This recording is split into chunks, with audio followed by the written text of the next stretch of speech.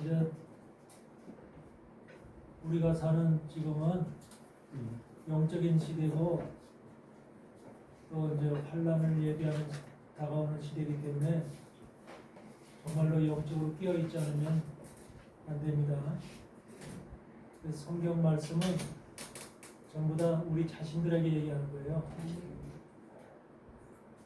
내가 어떻게 변하느냐, 내 성전이 어떻게 주님의 합당한 모습으로 변하느냐.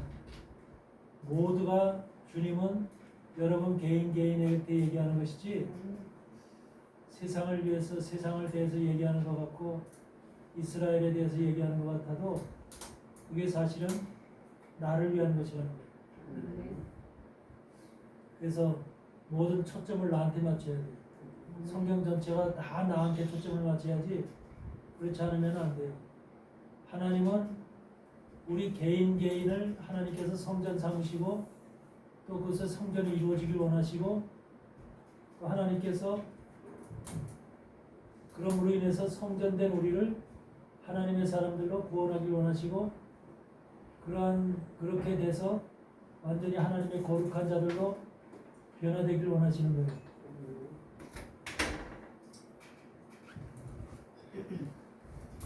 그래서 성경을 보는 관점 자체를 항상 여러분은 그냥 이런 그 역사라든지 또는 뭐 이런 어떤 일반적인 관점에서 이렇게 보는 것이 아니라 다 그것도 내 속에 나를 변화시키기 위해서 나를 새롭게 하기 위해서 그리스도의 형상으로 만들기 위해서 하나님께 주신 말씀이다. 전부 다 영적인 말씀이에요. 영적인 말씀. 성경 자신이 영적인, 성경 자체가 영적이라니까. 그래서 우리는 그거를 제대로 이해를 해야 됩니다. 요한복음 13장에 보면은 가룟 유다가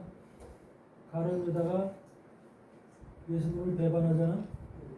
근데 무슨 말씀이 나오냐면 13장 26절에 보니까 26절 27절에 보니까 예수께서 대답하시되 내가 한 조각을 찍어다가 주는 자가 그니라 하시고 곧 한 조각을 찍으셔다가 가롯 시몬의 아들 유다를 주시니 조각을 받은 후 곧 사단이 그 속에 들어가는지라. 이에 예수께서 유다에게 이르시되 네 하는 일을 속히 하라 하시니 여기서 조각을 찍어다가 준다고 말씀하고 있어요. 주님께서 조각을 찍어다 주는 자가 그니라. 그러니까 떡의 조각이를 얘기하는 떡 조각. 떡의 조각. 성경에는 보면은 성경에는 떡 조각이 있어. 말씀에는 떡 조각이 있다니까. 온전한 떡이 있고 그 떡의 조각이 있어. 그런데 조각을 먹으면 돼, 안 돼? 안 돼. 조각을 다른 말로는 뭐냐면 부스러기라고 그러는 거예요. 부스러기. 헬라어로는 포이온이라고 그래요. 포이온.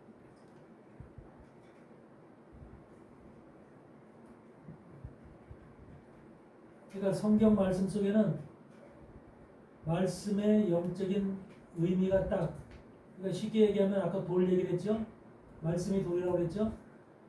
이 돌이 있는데 돌을 깨면 어떻게 돼요?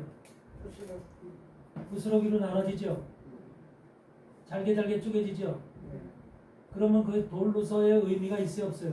없어요. 없지요? 쓸모없는 돌이 되죠? 말씀도 같이 하나의 떡을 갖다가 같이 쪼갠다고 생각해봐요. 부스러기를 만든다고 생각해봐요. 그러면 그 부스러기가 아무 의미가 없고 힘도 없고 능력도 없는 그런 떡이 돼버리는 거죠.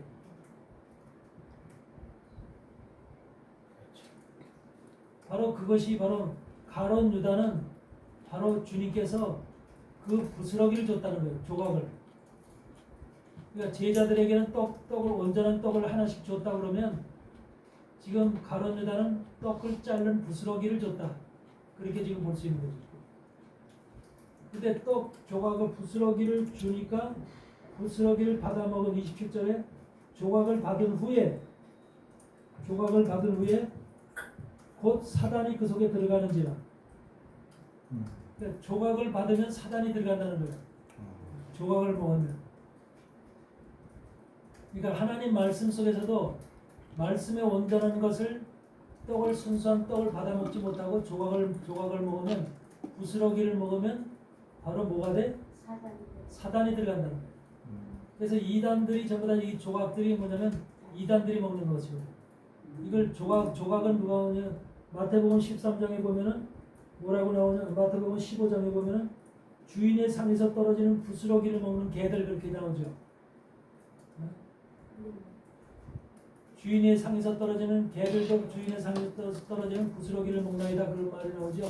예. 그러니까 개들은 부스러기를 먹는 거예요. 주인의 상에서 떨어져. 주인이 있고 개가 있어. 개들이 있어.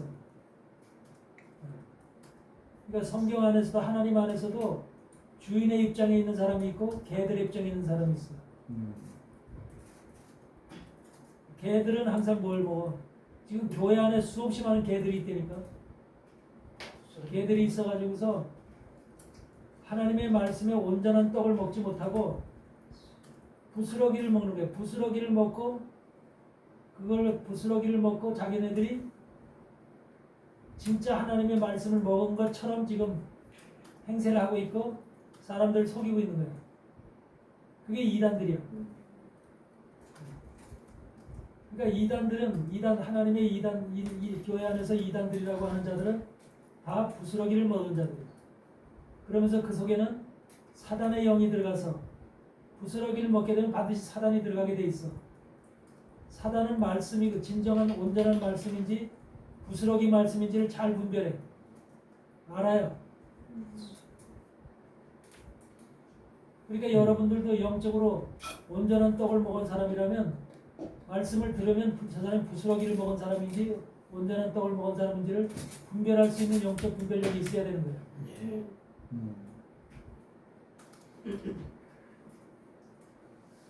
그러니까 사단들은 2000년 교회 역사 속에서 계속 성경에 바울과 베드로와 요한과 이런 그 제자들이 증거한 말씀들 예수님의 복음서를 통해서 말씀 전해진 말씀을 전부 다 뭐예요?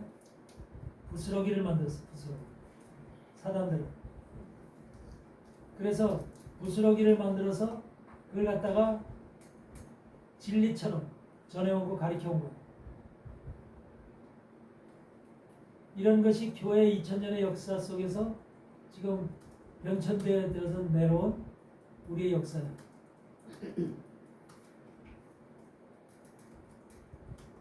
말씀의 부스러기 자체는 힘도 없을 뿐만 아니라 능력도 없어. 근데 영적으로 분별력이 없는 사람은 부스러기를 갖다가 진짜 떡으로 여기는 거야. 생각하는 거야. 근데 가룟 유다도 바로 그 부스러기를 먹었을 때, 조각을 먹었을 때 사단이 들어간 거야. 사단.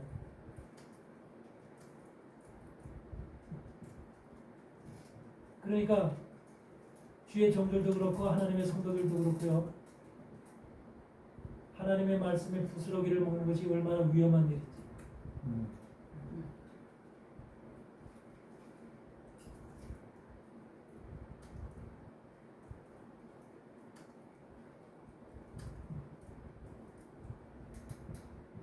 그러니까 이런 것들이 뭐냐면 쉽게 얘기하면 어떤 말씀이 부스러기로 지금 나눠져 있어. 어떤 말씀. 성경의 말씀은 얼마든지 다보다 부스러기를 만들 수 있어. 떡을 부스러기로 만들 수 있다니까. 창세기 1장 1절서부터 얼마든지 부스러기로 만들 수 있어.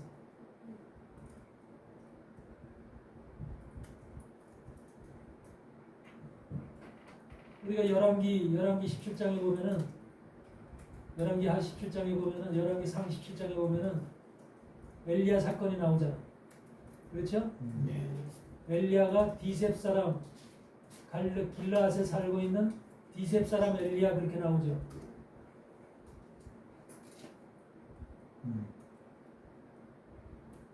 그러니까 그 엘리야에 대해서 이제 쭉 설명이 나와요. 엘리야의 삶과 엘리야의 어떠한 그 본질에 대해서 나와요. 엘리야의 성격과 엘리야의 그 살았던 삶에 그가 엘리야가 어떤 신분이었는지를 나오는 거예요. 길르앗에 살고 있는 디셉 사람 엘리야. 그게 무슨 뜻이라고 그랬어요?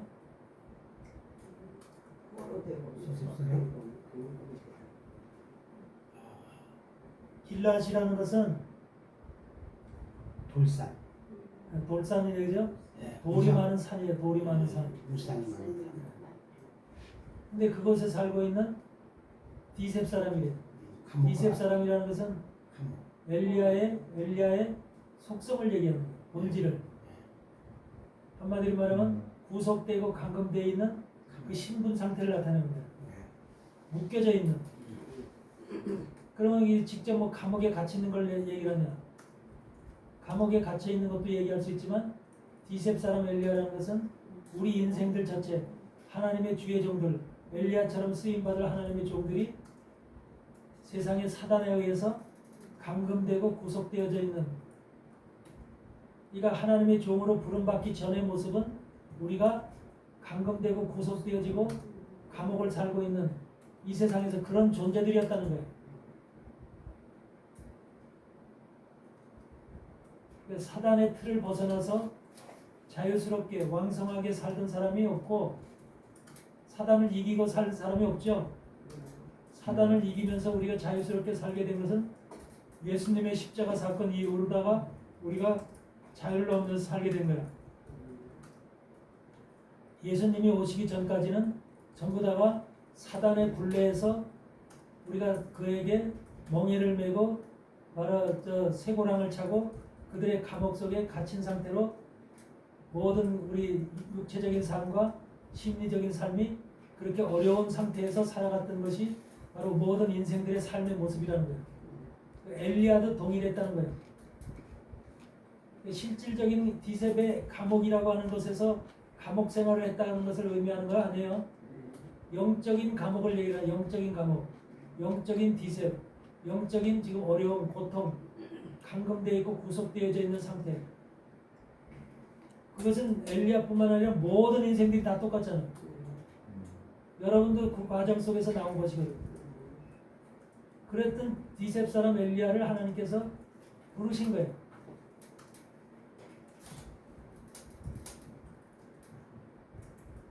그래서 부르셔가지고서 그런 어려움과 고통 속에 있는 우리 인생을 부르셔서 하나님이 주의 종으로 그를 쓰기 위해서 그를 갖다 하나님이 부르셔서 어디로 보내요?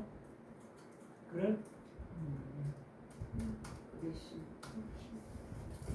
요단강에 그리 시냇가로 보내더라는 거예요. 그리 시냇가. 요단강에 그리 시냇가로 보내. 그럼 그리 시냇가로 보내는 이유는 뭐예요? 이게 바로 주의 종들의 지금 모습, 주의 종들의 선발되어진 주의 종들, 엘리야와 같이 선발되어진 주의 종들을 보내는 모습이거든.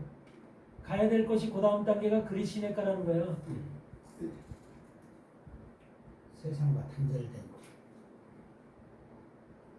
근데 요단강가에 있대. 그게 요단강가에 그리 시냇가가 있대. 요단강이라는 것은 무슨 강이야?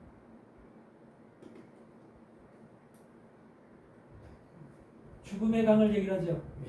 죽음의 강을 얘기하면서 모든 것이 육체적인 생각과 모든 육체적인 모든 이론과 이념과 모든 것들이 떠내려가는 죽으면 생각이 있어요 없어요? 죽으면 내 생각도 없고 내 이론도 없고 내 감정도 없죠. 그러니까 하나님이 지금 엘리야를 주의 종들을 기르시기 위해서 양육하기 위해서 요단강가로 죽음의 강가로 지금 그걸 부른 거야. 근데 그곳에 그리 시냇가가 있는 거야. 그리 시냇가.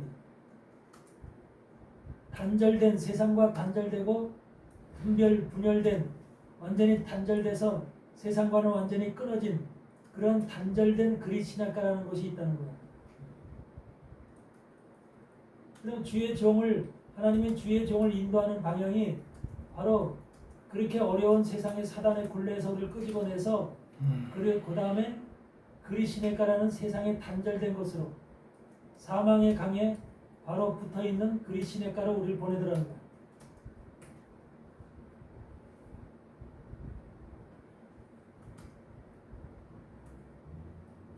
그러니까 여러분들이 전부 다 지금 그리시네가를 다 거쳐서 온 거예요? 왔어요? 안 왔어요? 왔어요. 세상과 단절된 것을 하나님께서 보내. 왜? 하나님과의 독대가 필요한 거예요. 이제 세상의 삶이 끝나고 단절 세상과는 단절되고 우리의 삶이 우리의 영이 하나님과의 독대를 통해서 하나님의 생각을 받아먹고 내 육신의 생각이나 육신의 것을 요단강에다 버려야 되는 거예요.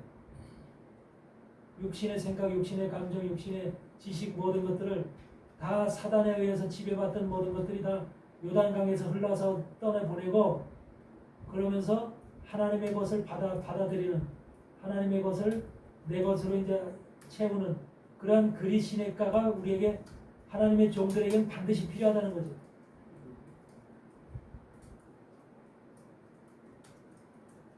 그게 영적으로 엘리야를 하나님의 종을 변화시키는 과정에 있는 거죠. 엘리야뿐만 아니라 우리도 동일한 거예요.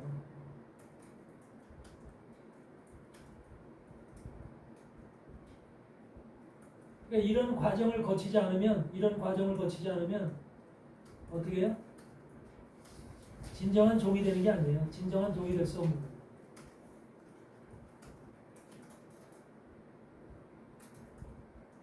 내가 지금 아는 목사님을 그 목요일날 강의한다고 했죠. 네. 그 목사님의 아주 잘 알고 있는 그 또 목사님이 있어요. 근데 그 목사님은 어마어마하게 부자예요. 어마어마하게 부자인데 무슨 부자냐면 여자 목사예요. 그 목사. 근데 예, 주안에 인천 주안에 오피스텔만 건물을 10몇 층짜리 건물을 가지고 있는데 오피스텔만 그 안에 200몇십 개래. 거기서 매달 한 집에 5, 60만 원씩이 매달 들어오는 거야. 근데 돈을 주체하지 못한 거야. 어마어마하게 많은 거야. 김포에 또 저 큰 교회를 지금 지어서 하고 있나. 근데 그 교회를 아들한테 준 거야.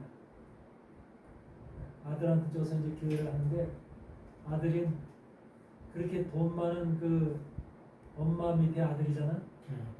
그러니까 고생이라는 고생을 안 해보고 미국 가서 유학하고 온 거야.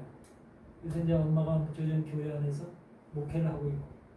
그러니까 자연적으로 어떤 그 과정을 거쳐서 우리처럼 힘들고 어려운 모든 것을 뚫고 나가고 이런 그런 걸 깨달을 겨를이 없이 그냥 모든 주어진 환경, 화려한 환경, 좋은 환경 속에서 자연적으로 그냥 주어진 거야. 거기서 이제 설교를 하는 거야. 목회를 하는 거야. 근데 그런 얘기를 하면서 그 사람 속에서 과연 무슨 소리가 나올까? 네? 지금 엘리야와 같은 이런 종들이 겪어온 과정의 이런 모습들이 그 사람 입에서 나올까? 자기가 경험해보지 못했는데 자기하고는 전혀 관계없는 부분인데 그래서 이런 사람들은 잘 되는 거 어떻게 하면 복 받는가 어떻게 하면 우리가 모든 것이 성공하는가 모든 측면들 이런 식으로 이제 얘기를 할 거 아니에요. 근데 그런 교회들이 성도들은 성도들로 바글바글 카는 거야. 또. 그러니까 그렇게 목회를 하는 그런 사람들은 복에 복을 받았다고 그래가지고 아주 복에 터진 거야. 복에 세상에서 주는 뭐 사단이 주는 복이 아주 복이 터져가지고서 주체를 못하는 복 속에 사는 거야. 그래서 그런 엄마도 목사인데 아들도 목사가 된 거야.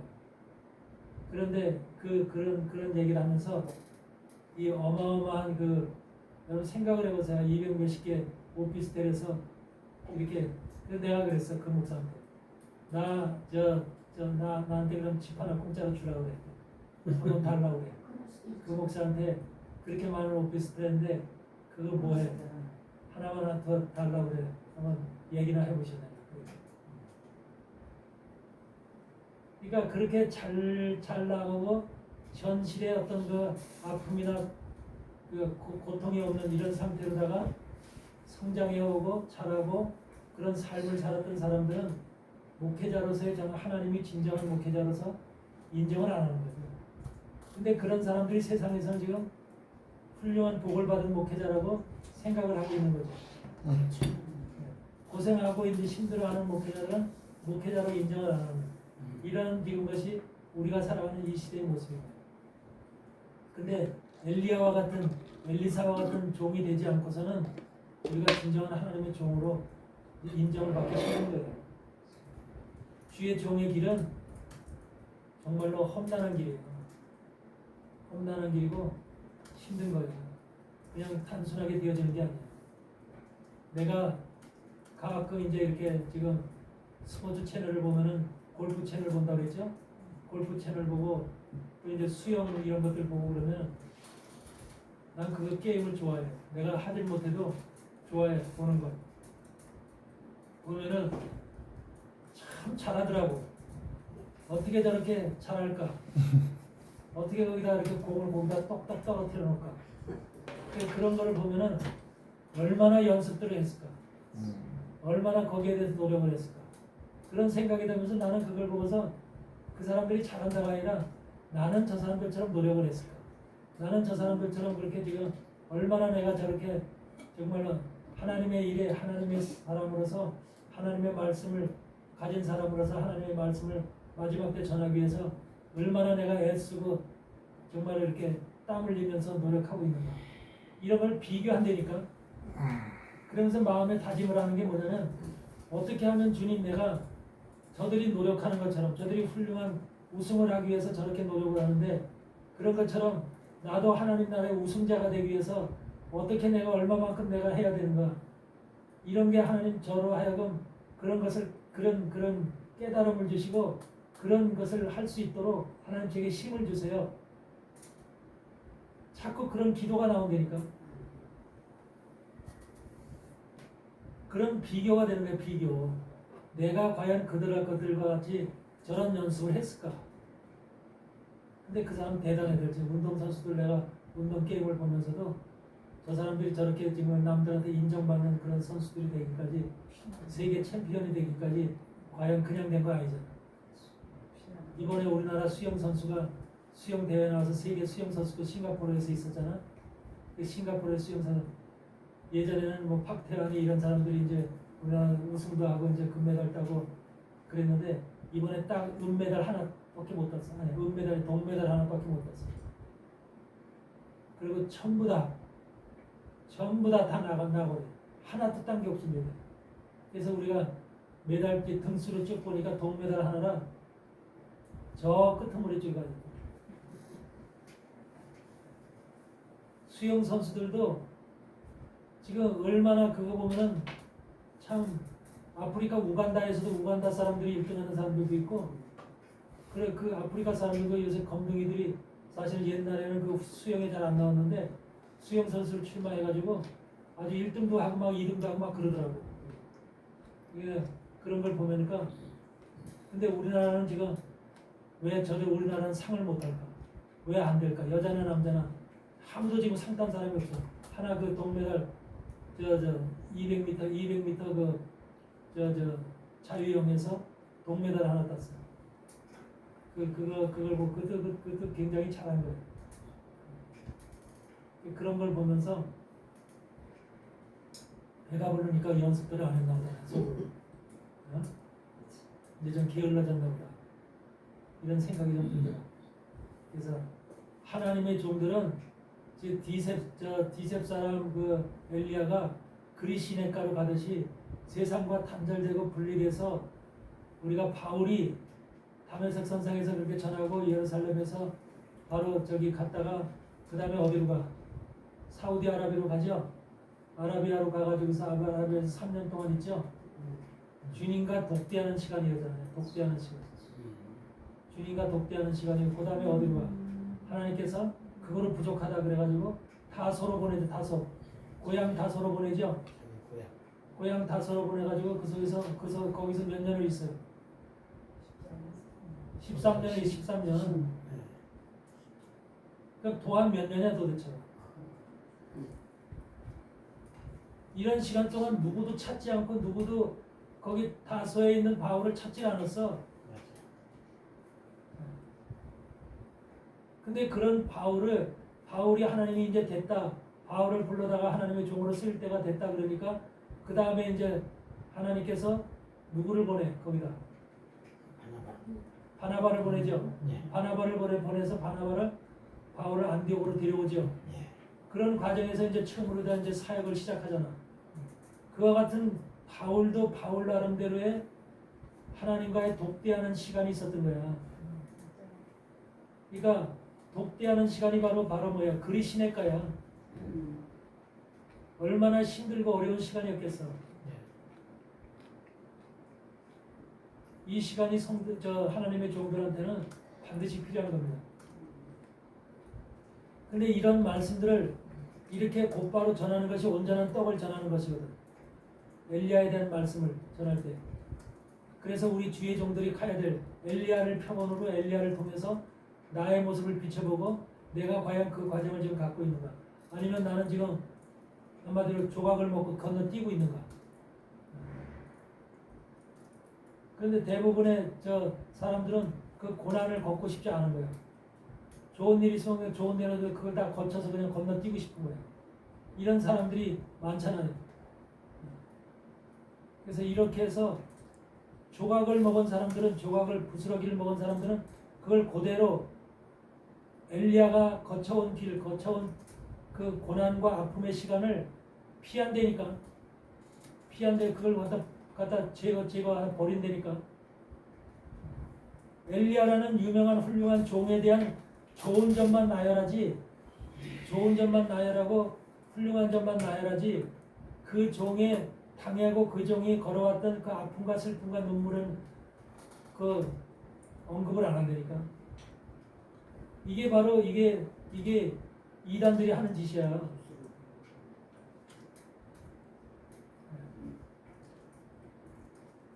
그런 엘리야를, 디셉 사람 엘리야를 3년 동안 그것에서 훈련을 시키고 그리시네가에다가 또 보내는 곳이 어디야? 사르밧 과부집으로 보내잖아. 에? 사르밧 과부집으로 보내. 사르밧 과부집으로 보내서 다 먹을 것이 없어서 떡 가루 조금과 기름 조금으로다가 떡 한 덩어리 만들어 먹고 자식하고 죽으려고 하는 그 집으로 보내는 거야.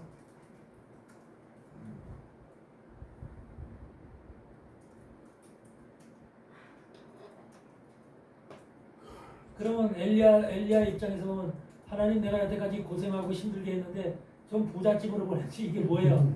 에? 그럴 수도 있잖아. 근데 엘리야를 왜 그것으로 보낼까? 하나님의 마음을 생각해야 되는 거야. 하나님의 마음. 하나님은 왜 엘리야를 또 그것에 보내? 사르밧이라고 하는 말이 뭐야? 왜 사르밧 땅에 과부가 있어? 사르밧이라는 말이 무슨 말이야? 청년하다, 단련하다. 네. 정련하다. 다시 말해서 엘리야를 단련하기 위해서, 엘리야를 정금같이 단련시키기 위해서, 쇠붙이를 갖다가 불에 넣었다가 이것을 단련하기 위해서 물에 또 찬물에 집어넣잖아. 이 과정을 거치죠. 두들기고 패고 하면서. 그러듯이 엘리야를 단련하기 위해서. 하나님은 그런 거예요. 그러면서 엘리야를 통해서 하나님이 역사하시는 것을 갖다가 엘리야로 직접 현장 목회를 하게끔 하는 현장 목회. 사르밧 과부집에 먹을 것이 없이 기름 조금과 밀가루 가루 조금밖에 없어서 그건 먹고 죽을 수밖에 없는 그런 가정 형편을 가지고 있는 그 여인 과부집에 가서 양식을 해가지고 오라네. 뚱딴지 같은 소리를 하는 거예요. 그 여인에게. 근데 여인, 그러니까 그 뭐야? 그 여인과 과부와 과부 아들은 결국 누굴 얘기하는 거야? 여인과 과부 아들은 누구예요? 여인의 아들은.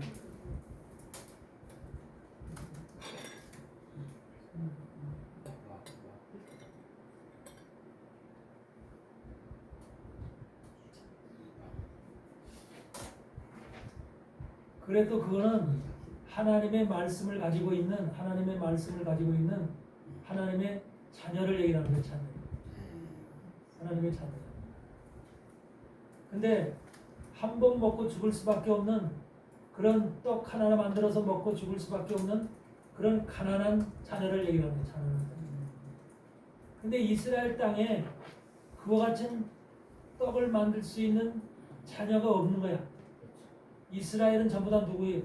우상을 섬기고 있고 바알을 섬기고 있고 아세라를 섬기고 있고 그렇게 해서 온갖 우상에 물들어 있는 나라가 이스라엘이야. 그러니까 엘리야를 이스라엘 땅으로 보낼 곳이 없는 거예요. 이스라엘 어떤 과부도 그를 엘리야하고 보내서 그 훈련시킬 전문같이 단련시킬 그런 곳이 없는 거야.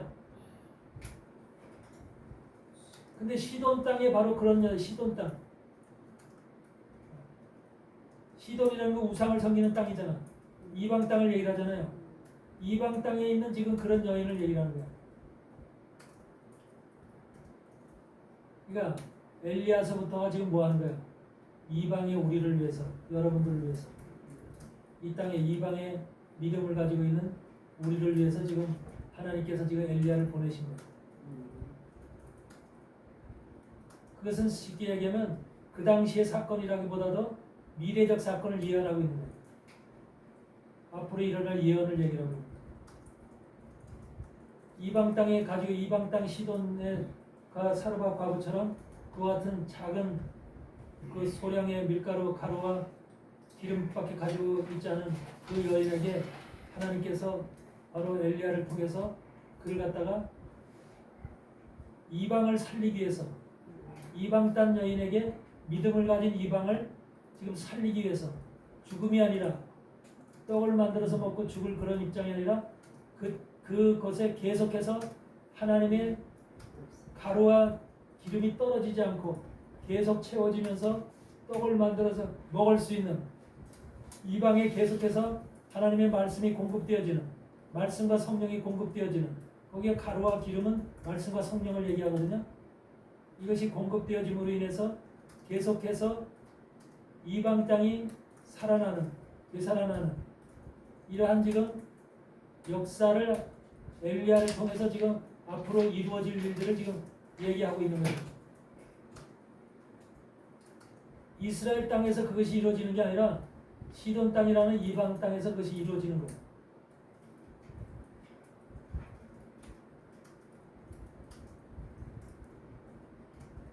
그래서 그 모습을 우리가 신약 속에서 받아들이면 신약에 바로 예수님께서 오셨을 때 엘리야가 먼저 오잖아. 예. 세례 요한석에 엘리야 영으로 먼저 오죠. 예. 그것이 바로 뭐냐면 이 이방 땅이라는 게 바로 시돈 땅이나 마찬가지야. 우상을 섬기는 그 땅을 살리기 위해서 그 땅에 하나님의 말씀과 기름을 주시기 위해서 먼저 하나님께서 엘리야를 보내듯이 시돈 땅에 보내듯이 이 땅에 있는 모든 과부들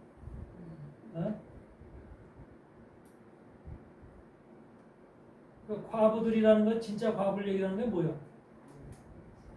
육신의 과부? 육신의 과부는 성경에서 나온 육신의 과부도 얘기지만 사실은 예수 그리스도를 남편으로 섬기는 영적 과부들을 얘기합니다.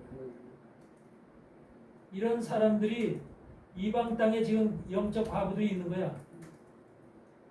이런 사람들에게 지금 떡을 만들 수 있는 하나님께서 바로 엘리야를 통해서 그 방법을 가르쳐 주는 거예요.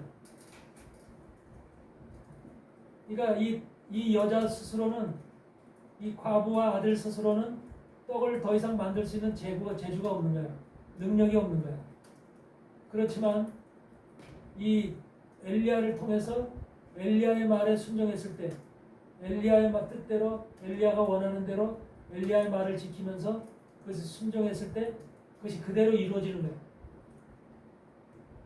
그러니까 엘리야가 이 땅에 왔을 때 결과적으로 구약 시대에도 이스라엘 백성들 갈멜산에서 이스라엘 백성들에서 저 바알 신과 아세라 신을 섬기는 자들을 850명을 때려 죽였지만 그 사건은 이스라엘 백성들을 위해서 하는 일이지만 지금 그 시돈 땅에 온 과부한테 온 그 사건은 신약 시대의 이스라엘 이 이방 땅에서 엘리야를 통해서 이 땅에 전해지는 엘리야가 앞으로 행할 예수 그리스도를 통해서 이루어질 이방 땅을 살려주는 이방 땅의 신부들을 살려주는 이러한 예언을 지금 하고 있는 거예요. 예언을. 그러면서 거기에서 보면 그 여인이 시돈 땅의 그 과부가 사르밧 과부가 결과적으로는 그걸 통해서 하나님의 살아계신과 엘리야가 참된 종이라는 것을 비로소 발견하는 거예요. 그러니까 이방이라고 하는 곳은 전혀 하나님의 말씀과는 상관이 없는 무관한 지역이잖아요. 무관한 땅이잖아. 이런 땅에 하나님께서 엘리야라는 구약의 선지자를 보내서 구약의 선지자를 밑거름으로 해서 이방 땅이 살아나게끔 영적으로 살아나게끔 하나님께서 지금 작업을 하실 것이라는 것을 일을 하실 것이라는 것을 성경은 지금 우리에게 그 사건을 통해서 보여주신 거예요. 동시에 지금 엘리야를 정금같이 단련하시는 이유는 갈멜산에서 바알신과 아세라산 850명을 그가 싸우게 하기 위해서 그래서 그 신들을 전부 다 죽이기 위해서 한마디로 엘리야를 통해서 그러한 그 힘을 능력을 강건한 하나님의 능력을 지금 엘리야를 통해서 그 이제 단련시키고 정금같이 단련시키는 거죠. 그러니까 엘리야라고 하는 종이 결국 엘리야라는 종으로 끝나는 것이 아니라 엘리야라는 종은 엘리사로 이어지잖아. 엘리야라는 종은 엘리사로 이어져서 엘리야가 세례 요한으로 예수님 당시에 이제 신약 시대를 열면서 엘리야가 등장을 하지만 그 엘리야가 계속 가는 것이 아니라 어느 정도까지만 예수님이 사역을 본격적으로 행하실 때까지만 등장하고 그 다음에 사라지죠. 네. 그러면서 그 이후에 등장하는 사람은 엘리야의 제자인 엘리사가 등장하는 거예요. 엘리사가 영적으로 엘리사가 등장을 하면서 엘리사가 그때서부터는 이제 갑절의 영감을 받고 사역을 하는 거예요. 사역. 그래서 지금도 우리가 이 시대에 사역하는 하나님의 종들은 엘리사의 종들이라고 보는 거예요. 엘리사의 종들. 영적으로는 엘리사의 종들인 거예요. 그러니까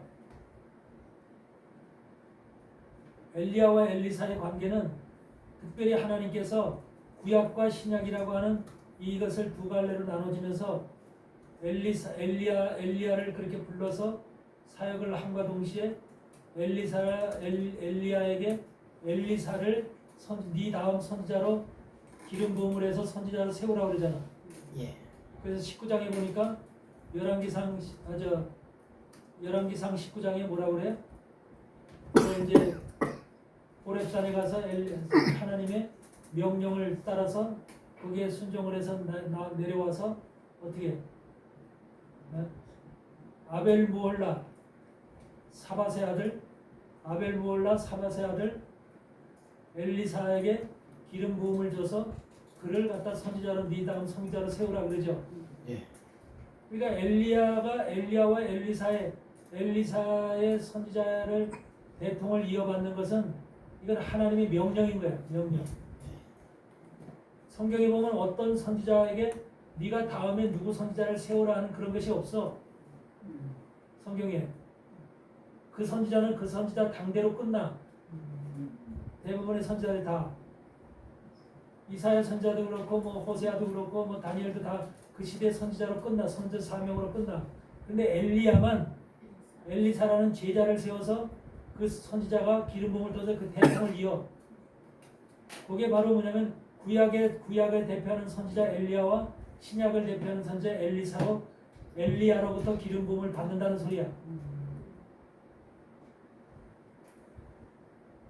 그게 바로 그래서 엘리사라고 하는 종은 신약 시대에 사역을 하기 위해서는 갑절의 영감을 받지 않으면 사역을 못하는 거야. 왜? 사단이 득세하는 시대이기 때문에.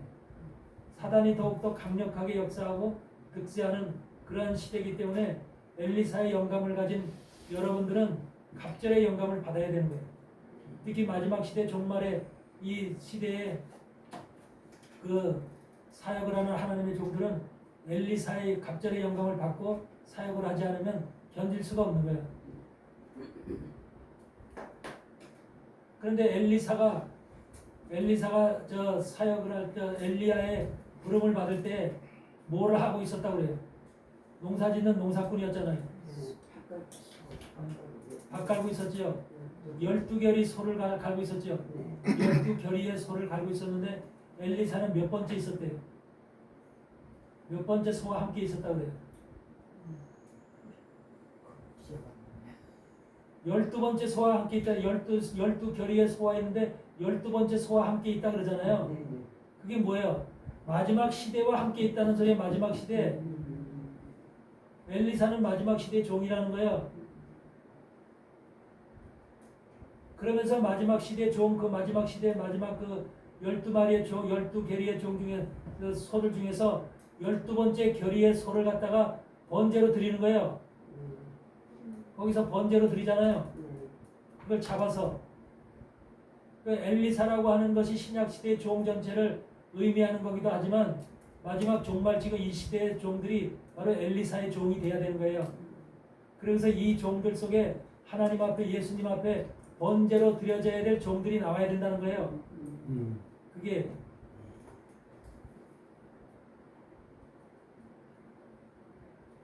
무슨 말씀인지 이해되세요? 그러니까 구약의 말씀이 전부 다 지금 그것을 통해서 보면 무슨 말씀이에요? 지금 마지막 시대 신약시대 벌써 종말이 나오는 거예요. 그래가지고서 전부 다 그것이 예언의 말씀이 예언의 말씀 그렇게 될 것이라는 예언의 말씀이지 엘리야와 엘리사를 가르쳐주기 위해서 얘기하는 게 아니라니까. 단순히 엘리야와 엘리사를 얘기하면은 그 시대는 벌써 3천 년 전에 이런 우리하고 관계없어. 결국은 그 하나님은 알파와 오메가시기 때문에 처음과 끝이고 이렇게 시작과 나중이기 때문에 모든 것이 과거 3천 년 전에 4조 5천 년에 얘기한 그것이 마지막 시대 그대로 되는 거예요. 그래서 엘리야가 엘리사한테 기름 부음을 준 것도 바로 그것이 마지막 시대 하나님께서 엘리야의 영을 가진 그런 영들을 통해서 기름 부음을 준 그 엘리사의 영들을 가지고 사역을 하는 거예요. 엘리사 갑절에. 그러니까 갑절의 영을 받지 않으면 어떻게 되겠어요? 마지막 시대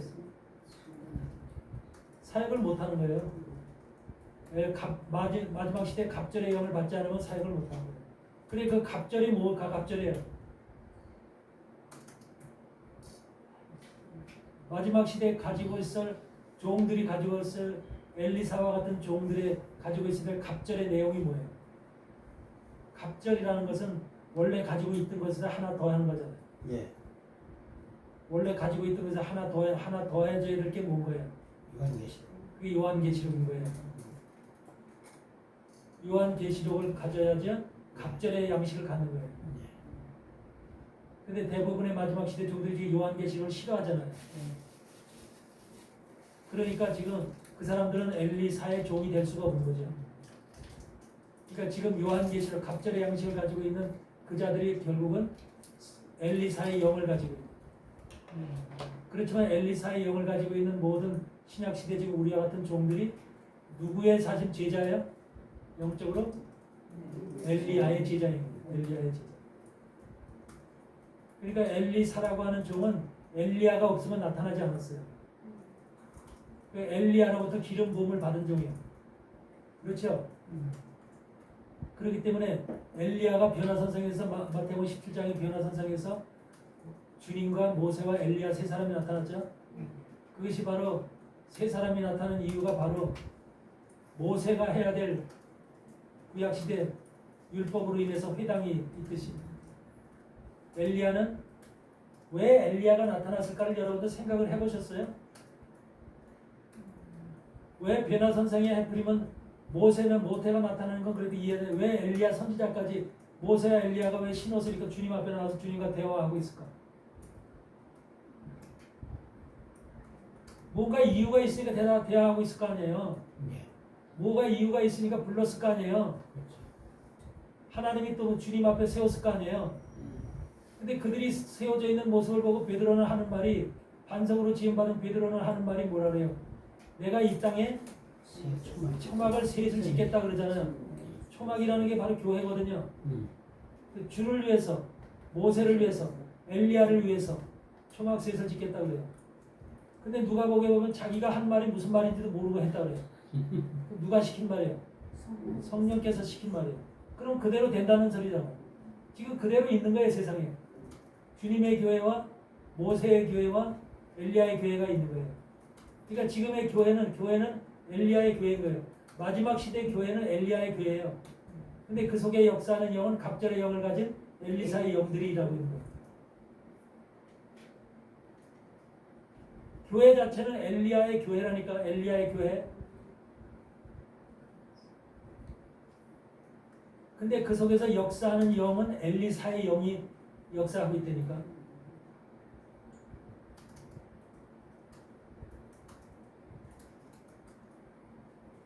그러니까 성경 말씀은 바로 이것이 종말까지를 지금 이미 얘기하고 준비하고 있는 말씀입니다.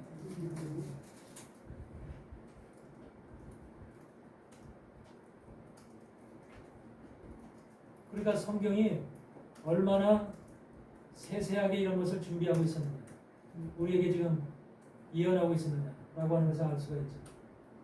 근데 이것을 만약에 가루를 먹었다, 조각을 먹었다, 부스러기를 먹었다, 이런 사람들은 절대로 이 말씀을 알 수가 없거든요.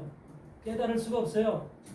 조각이라는 것도 그렇고 또 여기서 갑절이라는 것도 그렇고, 지금 갑절이라고 하는 것을 깨달은 여러분들 갑절이라고 했을 때 그동안 뭐라고 생각해요? 어떻게 생각했어요? 능력을 갑적으로 받는 걸 얘기했죠. 네. 능력을 갑적으로 받는 것을 그런 얘기를 했죠. 그거 아니라니까. 여러분들 갑절이라는 말이 어디 또 나와요? 출애굽기 16장에 나오죠. 출애굽기 16장에 뭐라고 나와요? 이스라엘 백성들의 광야에서 만나를 줄 때 호멜을 한 호멜을 주죠. 한 호멜이 에바 10분의 1이죠. 한 호멜을 준다. 첫째에서 5일째까지는 한 호멜을 주죠. 먹죠. 6일째는 너희가 가서 갑절의 양식을 취하라 그러죠. 6일째, 지금 시간적으로 6일째거든요. 우리가 살아가는 이 시대가. 그렇죠. 마지막 종말의 시대는 6일째 갑절의 양식. 다시 말하면 요한복음을 먹어야 된다. 요한계시록을 먹어야 된다는 소리예요. 그게 우리가 준비돼야 될 말씀이라는 거죠. 거기서 이 갑절이라는 것은 그래야만 너희가 바로 갑절의 양식을 먹었을 때 비로소 뭐야? 7일째를 대비한 양식이라. 7일째. 7일째는 양식을 주어지지 않죠? 예. 그래서 7일째를 대비한 양식이 바로 6일째 갑절의 양식을 먹는 거예요. 그러니까 요한계시록이라고 하는 말씀이 바로 7일을 견딜 수 있는 말씀인 거예요.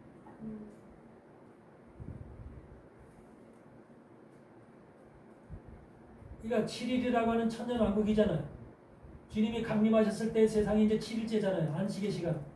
그렇죠? 그 안식의 시간 속으로 들어가려면 반드시 6일째, 지금 우리가 살아가는 이 시대가 6일의 끄트머리 끝자락에 있는데 6일째라고 하는 이 시간 속에서 요한계시록을 먹지 않으면, 깨닫지 못하면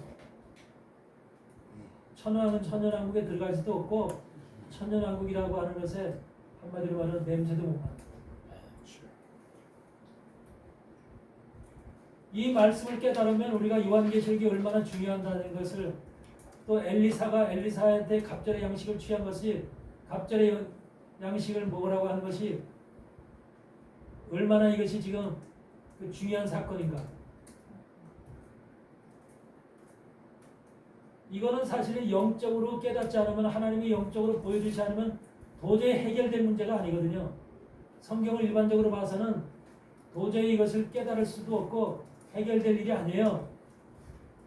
신학에서 설교하는 것도 아니고, 신학에서 얘기하는 것도 아니고, 어떤 목사들이 설교하는 것도 아니에요.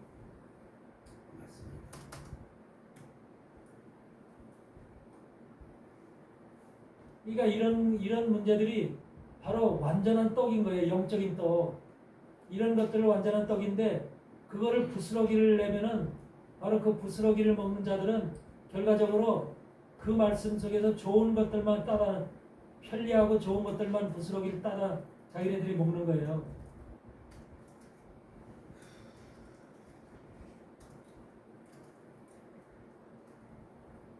그럼 오늘날에 수많은 목사들이 있고 신학교를 나온 그런 목사들이 있고 전부 다 그런 한국 그런 사람이 아닌데 그런 사람들이 왜 이것을 못 깨달을까? 왜 말씀 속에 있는 이 비밀한 것들 계시를 깨닫지 못할까? 여러분들 한국 사람들한테 마지막 시대에 특별한 하나님의 계시의 영을 주셨어요. 또 주셔야만 되고요. 주셔야만 또 일을 하게끔 돼 있어요. 왜? 하나님께서 특별한 사명의 나라이기 때문에.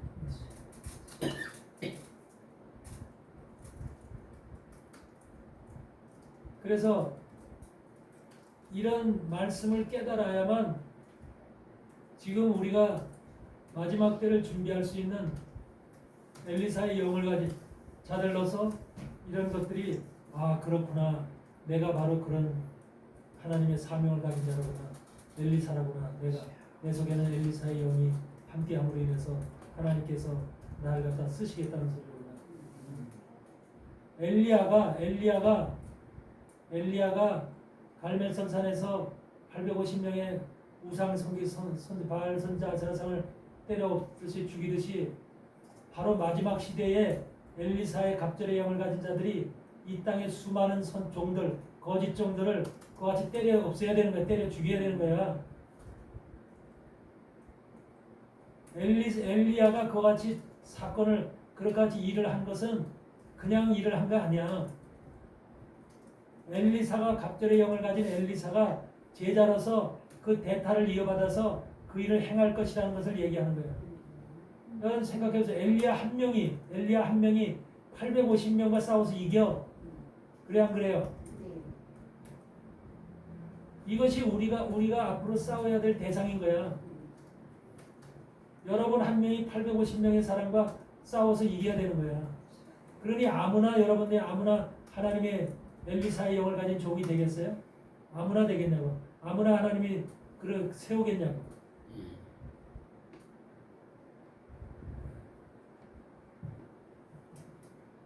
그러니까 말씀을 제대로 깨닫지 못한 점은 세울 수가 없는 거야. 하나님께서 이런 과정을 전부 다 이해하고 성경 말씀 전체를 갖다가 이게 어떻게 이루어지는 말씀이구나라는 것을 발견했을 때 비로소 그 사람이 하나님께서 쓰실 수 있는, 그러니까 여러분들도 지금 부족을 하지만 그런 쪽으로 하나님께 자꾸 여러분들을 인도하는 거예요. 영적으로 여러분들의 감각을 이용하고 여러분들의 생각을 하나님께서 그와 같이 이끌어서 점점 더 완숙한, 내가 볼 때는 이런 과정이 내년 지금 2025년 26년도가 지금 그 빛으로 이제 그것이, 그래서 26년도를 지금 얘기할 때 5,786이라고 그랬죠? 5,786명이 하늘의 문을 활짝 열고 하나님께서 비를 왕창 쏟아 부어주는 해라고 그랬죠? 하늘의 단비를, 영적인 문을 활짝 열어주는 세계라고 그랬어요. 내년에 영적인 문이 활짝 열려지는 그런 시간을 하나님께 주셔야만 되거든요. 왜? 세상을 살려야 되기 때문에, 사단과 싸워서 이겨야 되기 때문에. 그래서 한 가지 말씀을 들으면 열을 깨달을 수 있도록 이렇게 지금 해야 되기 때문에 하나님이 영도 열어주셔야만 열리는 거야. 내가 그냥 기도하고 열어주세요 그럴 때 하나님께서 나의 심성을 보시고 아무나 열어주시는 게 아니야. 하나님의 뜻을 이룰 사람은 이미 정해져 있어. 신분이 하나님의 선택받아서 미리 아신 자들을 미리 정하시고 예수 그리스도의 형상을 본받게 하기 위해서 그들 부르셨으니 부르신 자들을 의롭다 하시고 의롭지 않은 자를 영화롭게 하셨다. 미리 아신 자들이야. 그리고 미리 정하신 자들이야. 예수 그리스도의 형상을 본받아야만 됩니다. 그래야만 마지막 때 싸움에서 이길 수가 있는 거지 내 모습으로 싸우는 게 아니야. 이런 것들이 마지막 종말에 이루어질 하나님의 계획이란 거예요.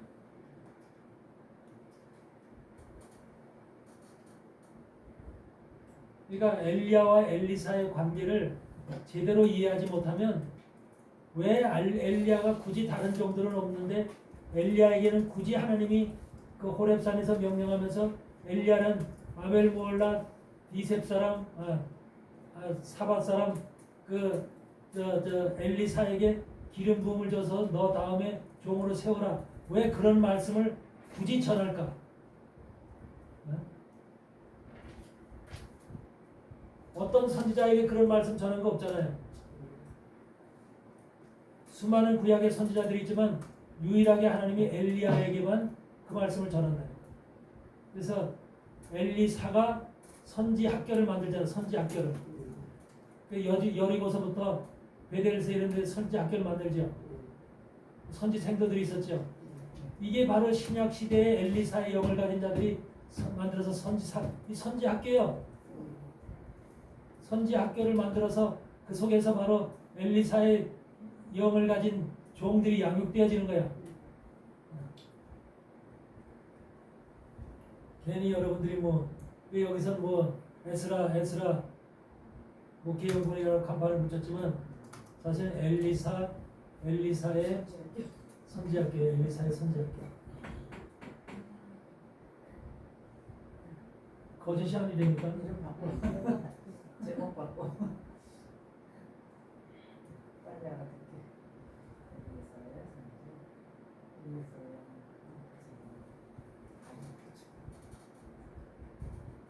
그러니까 엘리사의 선지학교는 지금 각 곳에 많은데 엘리사의 선지학교는 하나님의 말씀, 갑절의 양식을 먹는 사람들이 와서 공부를 하는 거예요. 그래서 그렇게 공부를 해서 깨달아서 그 사역을 감당할 수, 종말에 한마디로 이런 사단의 세력들과 용의 세력들과 대항해서 싸워서 이기게끔 하나님께 지금 훈련시키고 있다. 이렇게 보시면 되는 거예요. 그러니까 여러분들은 일반적인 종이 아니야. 아멘. 네? 좋아요, 안 좋아요? 좋아요. 겁나진 않고?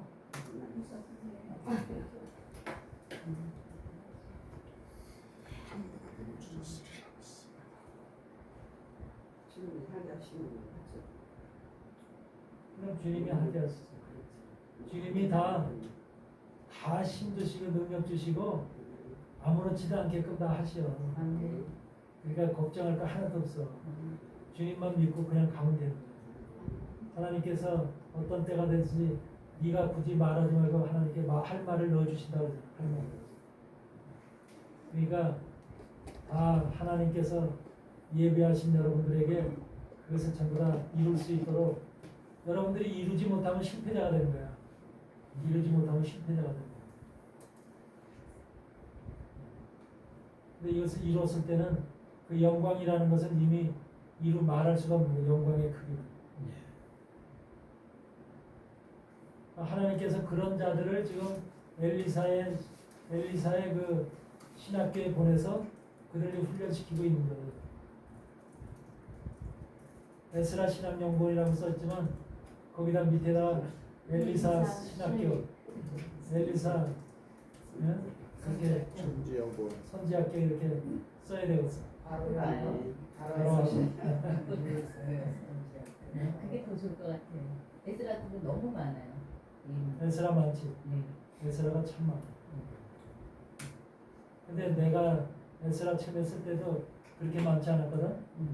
근데 지금은 엄청 많아졌어. 네. 그게 좋으니까 다들 다 갖고 써먹으니까. 강의를 들은 사람들 중에서 또 한 사람 있으시기 있잖아요. 바꿀까? 엘리사 선지학교. 딱 좋아요. 진짜 엘리사 선지학교 되니까 그게 성경의 정확한 해석이야. 예언이고.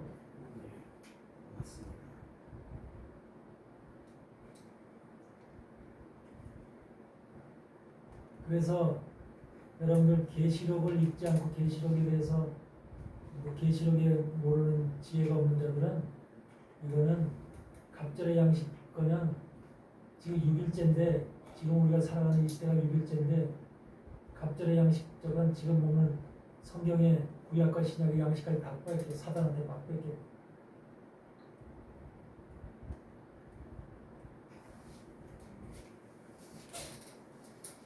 그래서 말씀을 여러분들은 정말로 하나님께서 이렇게 마지막 때 사용하시기 위해서 여러분들 부르셨다는 그 각오를 가지고 아멘. 임하셔야 됩니다. 아멘.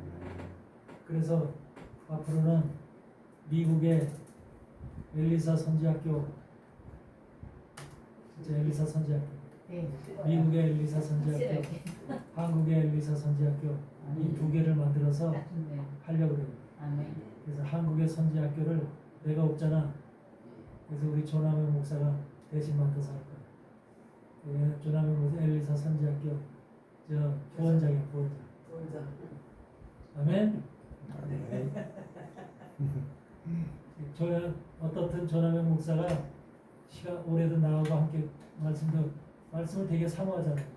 그 말씀을 가르치고 말씀을 또 지금까지 신학교 다니면서 많이 가르쳤기 때문에 여러분들 말씀을 가르치지 않으면 이게 되질 않아. 여러분들도 전부 다 말씀을 가르치는 자가 돼야 돼. 교회에서도 가르치고 여러 곳에서 가르치는 자들이 돼야 돼. 그래서 항상 그 조남현 목사는 그동안 여기저기 신학교 다니면서 또 강의를 하고 오랫동안 했잖아. 하면서 여기서 배운 또 하나님의 말씀을 강의함으로 인해서 본인 스스로도 그렇고 그 학생들도 그렇고 많이 그 변화를 받고 영감을 받고 이런 것들을 지금 많이 경험하고 있거든. 그래서 이런 것들을 통해서 우리가 어떤 그 뭔가 외형을 보지 말고 그 하나님께서 하시고자 하시는 뜻이 무엇인가를 분명히 이해를 하고 우리가 모든 것에 겸손하고 낮은 자세로 하나님 앞에 순종하는 그런 모습이 있어야 됩니다. 그래서 여러분들이 그렇게 제 마음에 그렇게 결정을 했어요. 그리고 내가 미국을 가게 되면 나를 대신해서 한국에서 이걸 맡아서 해줄 사람이 없어. 누가 하겠어요? 할 사람 있으면 손 들어.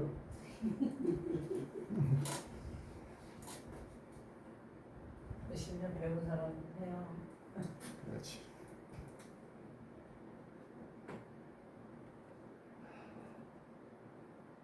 하나님께서 다 세우라고 하는 하나님의 뜻이 있기 때문에 하나님의 그 절차에 의해서 세우는 거기 때문에 그냥 인간적인 생각으로만 하는 건 아니기 때문에 그렇게 하시고 여러분 모두가 하나가 되어서 단합이 되어서 이렇게 앞으로는 내가 한국에 1년에 한두 번씩은 나오겠지만 그래도 이제 옛날처럼 이제 계속해서 여기서 남아서 뭐 계속해서 1년이고 2년이고 계속 못하는 그런 입장이기 때문에 하나님께서 이번에 미국 가서 있는 동안도 미국에 사실 저를 찾는 사람들이 목사님들이고 많이 있어요. 그래서 그들은 말씀을 들을 데가 없는 거예요. 매일 여태까지 듣는 말씀, 세상 말씀 이런 거 외에는 없는 거예요. 그러면서 한국에서도 이상한 목사들이 미국에 가가지고서 뭐 부흥회를 하고 설교를 해요. 근데 여전히 그냥 한마디로 싸구려 말씀들 사람들을 그냥 받아.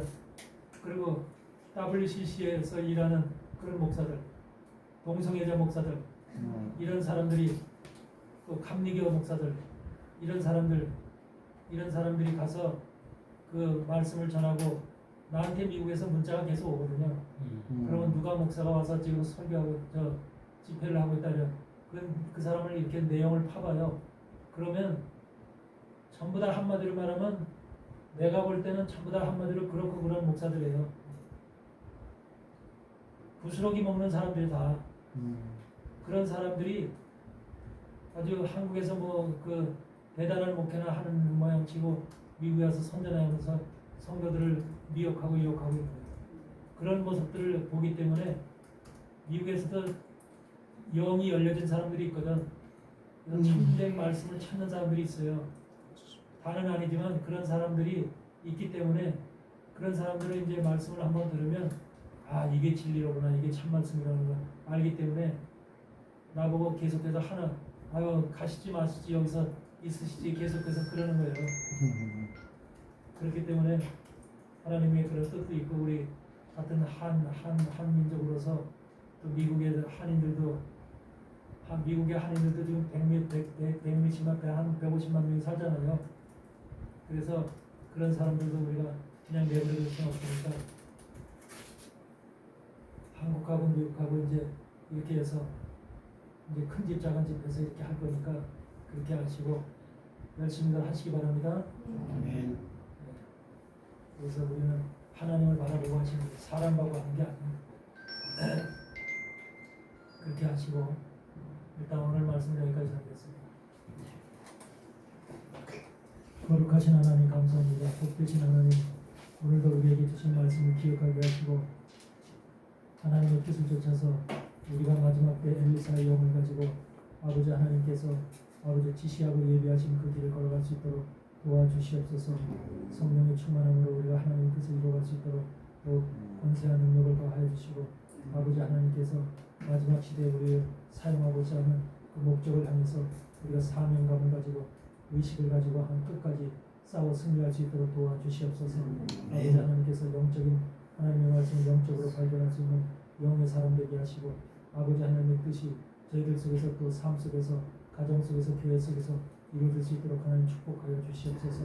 하나님께 항상 건강 지켜주시고 아버지의 뜻이 우리 삶 속에서 항상 이루어지도록 도와주시고 함께 하실 줄 믿사오며 예수 그리스도 이름으로 기도드렸나이다. 아멘. 하늘에 계신 우리 아버지